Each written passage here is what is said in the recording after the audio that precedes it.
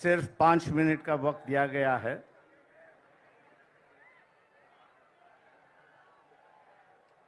राहुल गांधी जी,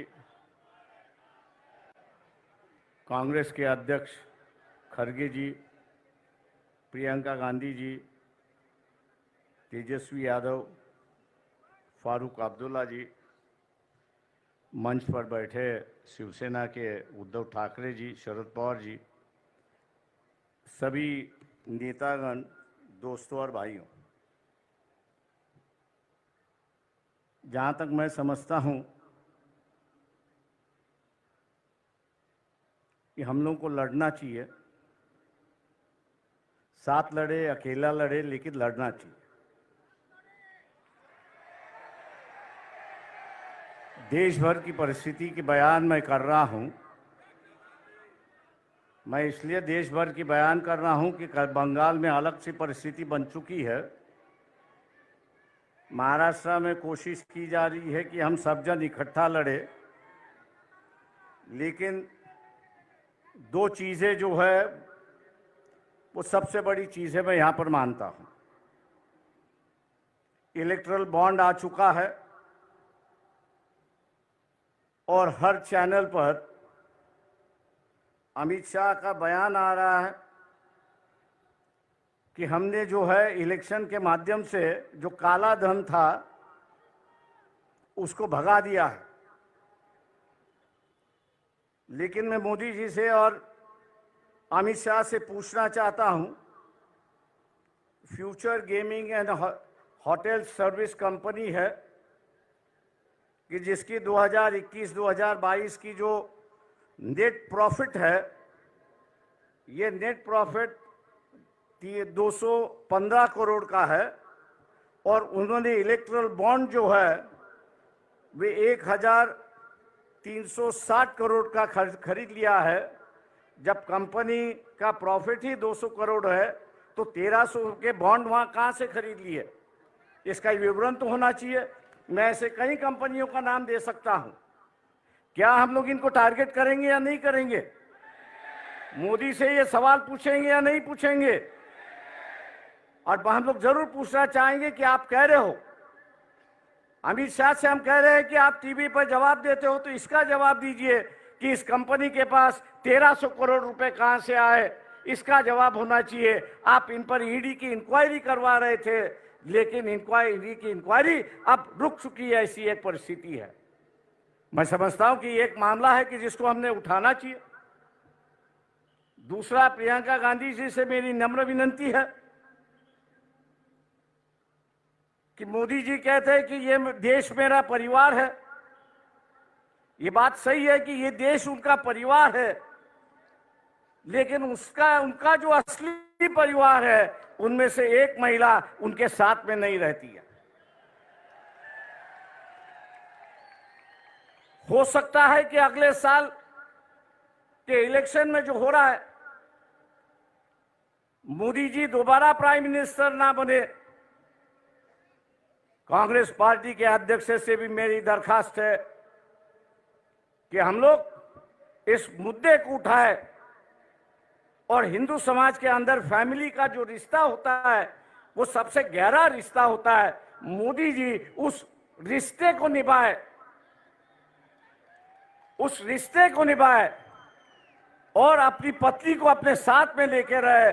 2-4 दिन बाकी है, उसके लिए हम लोग को लड़ना चाहिए। मैं उम्मीद करता हूं कि खड़गे जी जब बात करेंगे इस पर जरूर अपनी टिप्पणी यहां पर करेंगे, क्योंकि वह हिंदू संस्कृति की बात करते हैं, हिंदू रिवाज की बात करते हैं और वही रिवाज और वही उसको मानने के लिए तैयार नहीं। पर्सनल मामला है, मैं जानता हूं, लेकिन कल्चरल की चर्चा जो है ये आरएसएस ने शुरुआत की। कल्चरल नेशनलिज्म की गई, कल्चरल हिंदुइज्म की गई। अब वो अगर अदा नहीं कर रहे हैं तो मैं समझता हूं कि हम लोगों की जिम्मेदारी होती है कि उनको उनकी बात समझाए और उसको अदा करने के लिए वो अपना अधिकार के लिए वो लड़े और हम लोग उनको सिखाए, ऐसी एक परिस्थिति है। दोस्तों, 5 मिनट का वक्त होते आ रहा है। मैं और एक बात यहां पर कहूंगा, वो राहुल गांधी जी से मेरा दरखास्त है यहां पर, वो ये है कि ईवीएम जो है 2004 से मैं उससे लड़ रहा हूं। आज भी बंबई हाई कोर्ट में उसके लिए मैं लड़ रहा हूं। पिछले 6 महीने से जब ईवीएम इंक्वायरी की बात आई तो इलेक्शन कमीशन उसको टाल रहा है। उसकी जो मशीन आती है वो अमेरिका से आती है, लेकिन वहां के जो चिप उसमें 2 है, स्टोरेज चिप जो है, वो यहां 20-20, 25-25 रुपए में मिलते हैं कि जिसको मैनिपुलेट होता है। राहुल गांधी से मेरी दरखास्त है कि पार्लियामेंट भी किस पे विश्वास करे, पेपर ट्रेल पे विश्वास करे और ईवीएम पे विश्वास करे।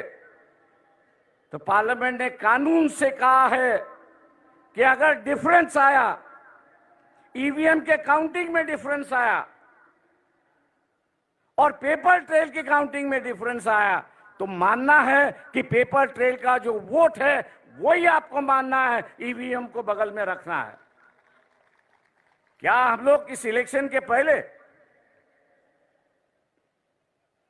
इलेक्शन शुरुआत होने के पहले इलेक्शन कमीशन को घेराव डाले, सब पार्टियां उनसे मिले कि अगर कोई कैंडिडेट अर्ज करता है, एप्लीकेशन करता है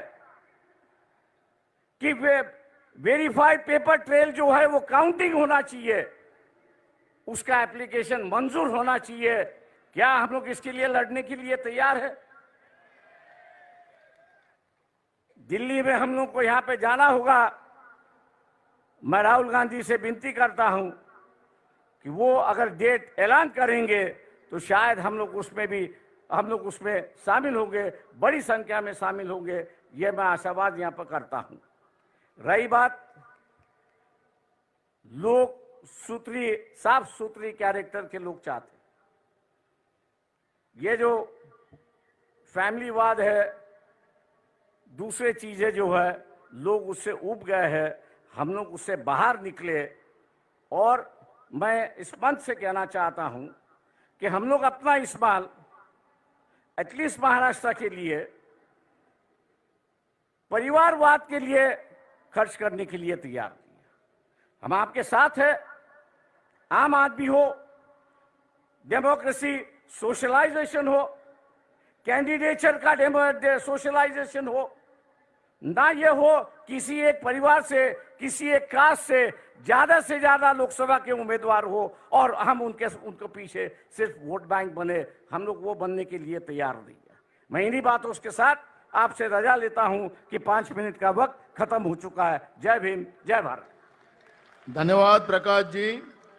अब अगली कड़ी में सादिक अली थंगल जी केरला से मैं उनको आमंत्रित करता हूं।